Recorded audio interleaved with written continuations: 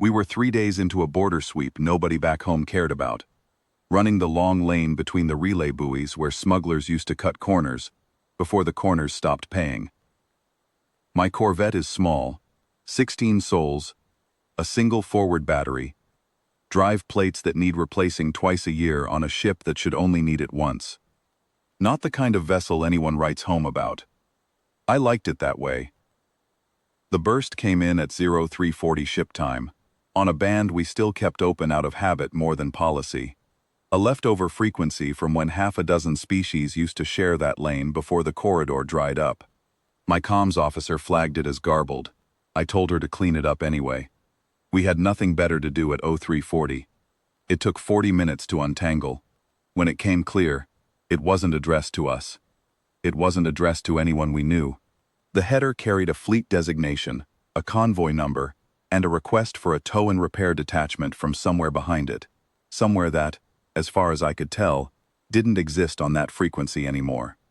Whoever sent it had typed 2 digits of their own command channel wrong, hit send, and never noticed.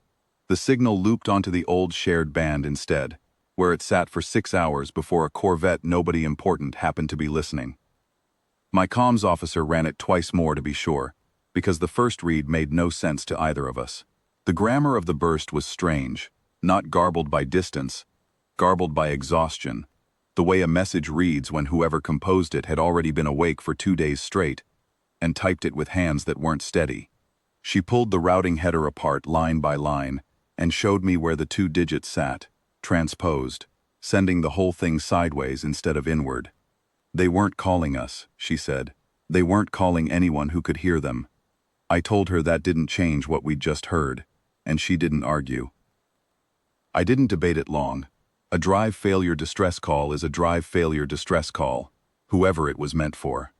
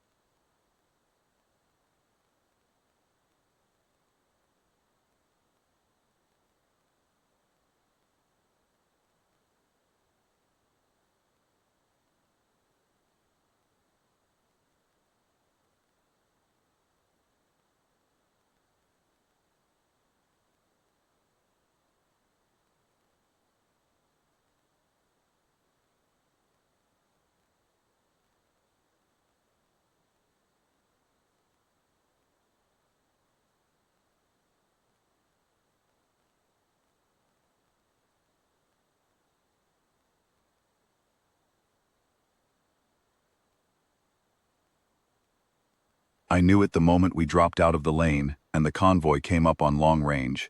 6 transports holding formation around a dead command ship, engines cold, running on whatever reserve power kept the air breathable, and nothing else. No fighters came out to meet us. No challenge hail.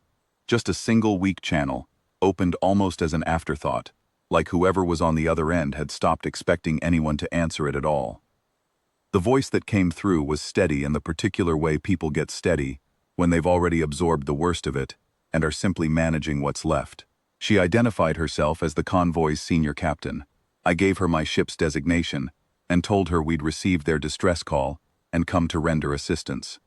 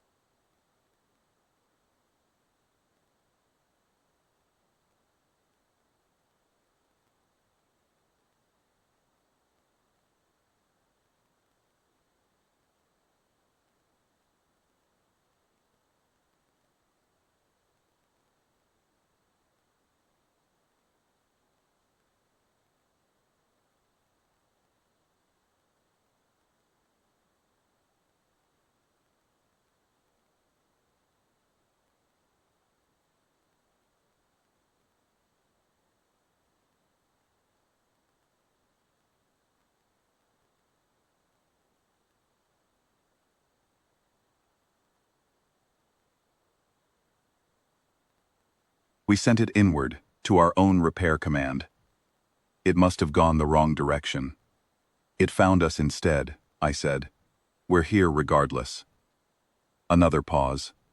I watched her ship on the long-range plot, hanging dead in the dark, and I understood the pause for what it was. Not suspicion, not gratitude. Just the work of recalculating, in real time, what kind of help this was going to be.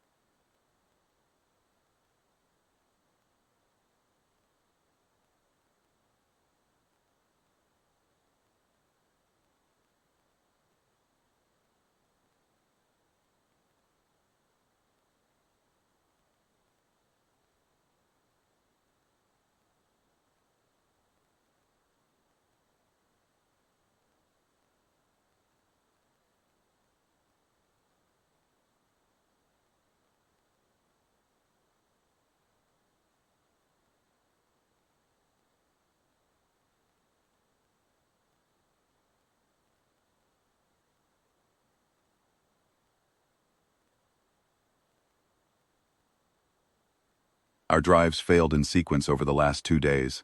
We've lost the cooling on the lead transport. We are not going to make it to anywhere on our own.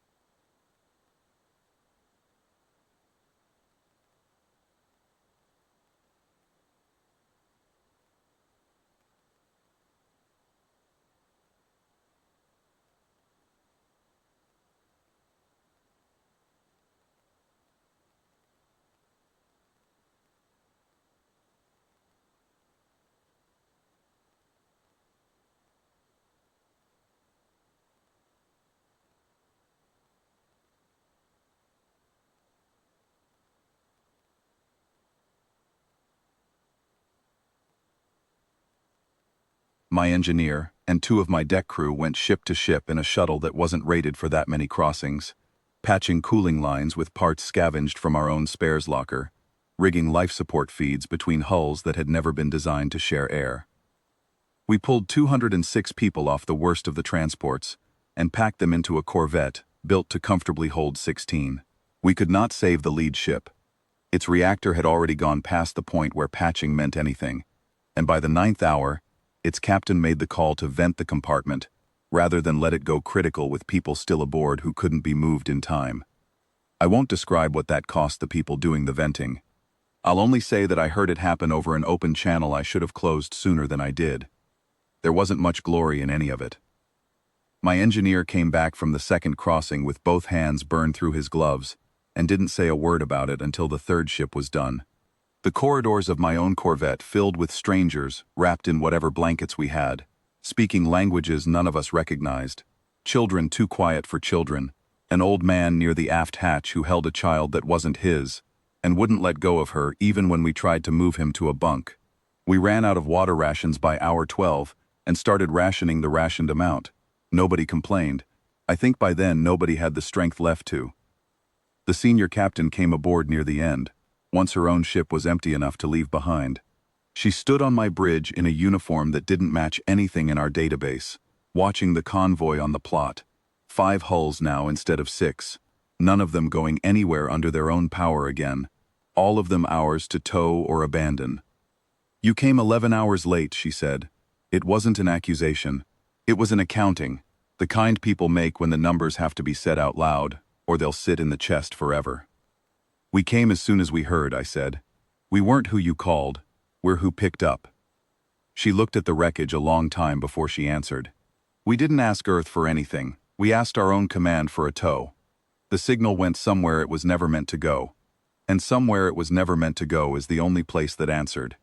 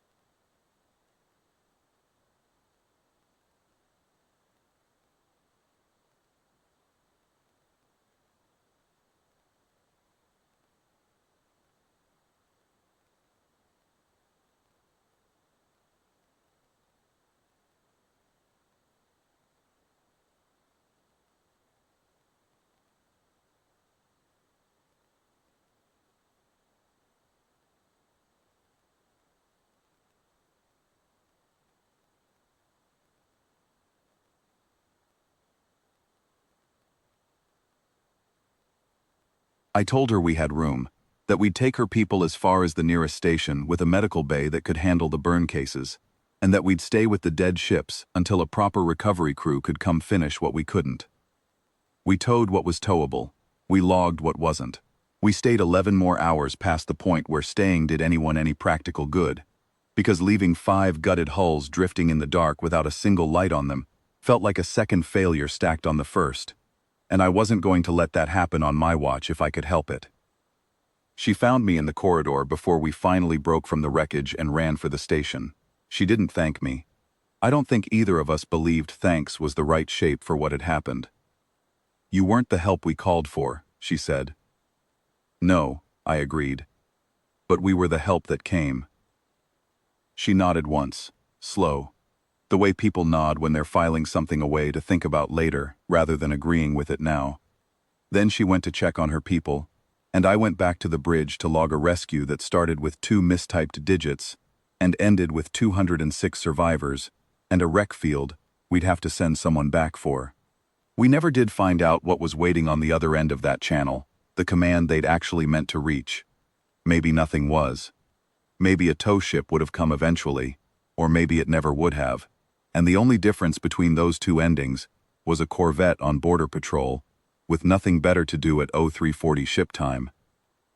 I keep the original burst logged on my personal terminal, untranslated, the way it first came through before my comms officer cleaned it up. 2 wrong digits, 6 hours of drifting on the wrong band, and a ship that wasn't asked answering because it heard. I don't have a tidy way to explain why that matters to me more than it probably should. I only know that out here, in the long dark lanes where most calls go unanswered simply because no one's listening, the ones that get answered by accident are sometimes the only ones that get answered at all.